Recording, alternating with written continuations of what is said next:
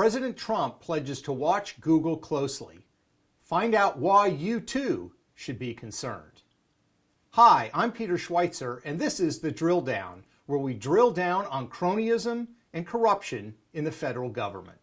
President Trump made news recently when he tweeted that he would be watching Google very closely after several whistleblowers came forward and claimed that the tech giant will be working to sway the 2020 election in favor of President Trump's Democratic opponent, whoever that may be.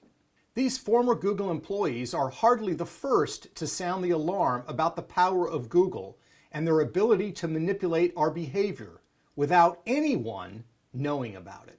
Noted academic and Harvard PhD Robert Epstein, an avowed Democrat himself, testified before Congress on his extensive research into Google's ability to sway behavior and elections. Epstein testified that his research had documented evidence that Google had swayed as many as 2.6 million votes in the 2016 election between Donald Trump and Hillary Clinton. According to Epstein, Google did this through something he calls the Search Engine Manipulation Effect, or SEAM, which can sway undecided voters by putting articles that favor one candidate more prominently in search results. And truly, Google's power to single-handedly sway an election through methods that would be virtually undetectable to the American public, election officials, or even law enforcement is quite troubling. But while concerns over Google's potential impact on our elections warrant serious inspection and discussion, new questions have recently arisen regarding equally troubling activity with not just an opposing political party, but an actual foreign threat. Recently, tech entrepreneur Peter Thiel sparked outrage by some when he alleged cooperation between Google's artificial intelligence branch and the Chinese military. And this was hardly the first time this concern has been raised.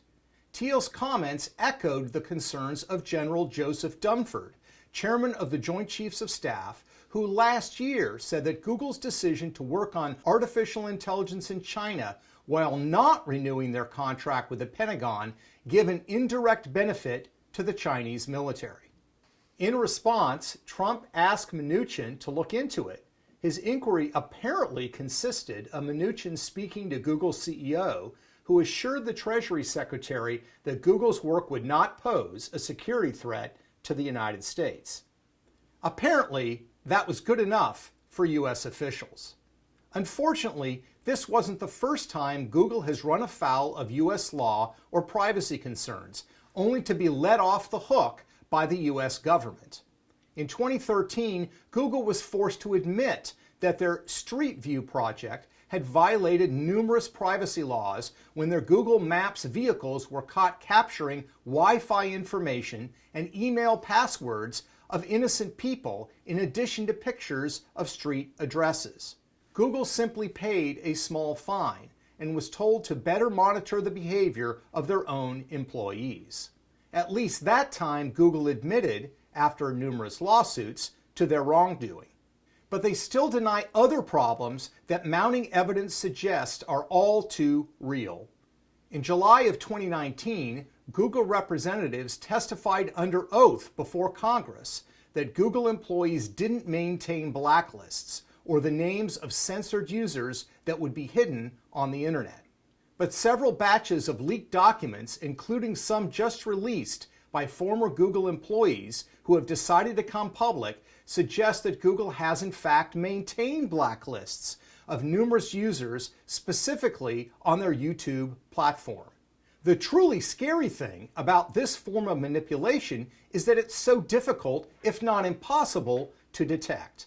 After all, if you can't see something, how would you know if it was even there in the first place? Now, if an oil company wanted to help a presidential campaign by donating free gas, they would run into all sorts of problems. They simply couldn't donate $20 million of free gas to a campaign. That would violate federal election laws. But what makes Google's power so troubling is if they wanted to help a presidential campaign by manipulating their algorithm, we would have no way of knowing. Sadly, Google has proven repeatedly that when it comes to ensuring the rules of privacy and fairness are adhered to, they have not earned the benefit of the doubt. I'm Peter Schweizer, and this is the Drill Down. For more episodes, visit DrillDownTV.com or follow us on social media.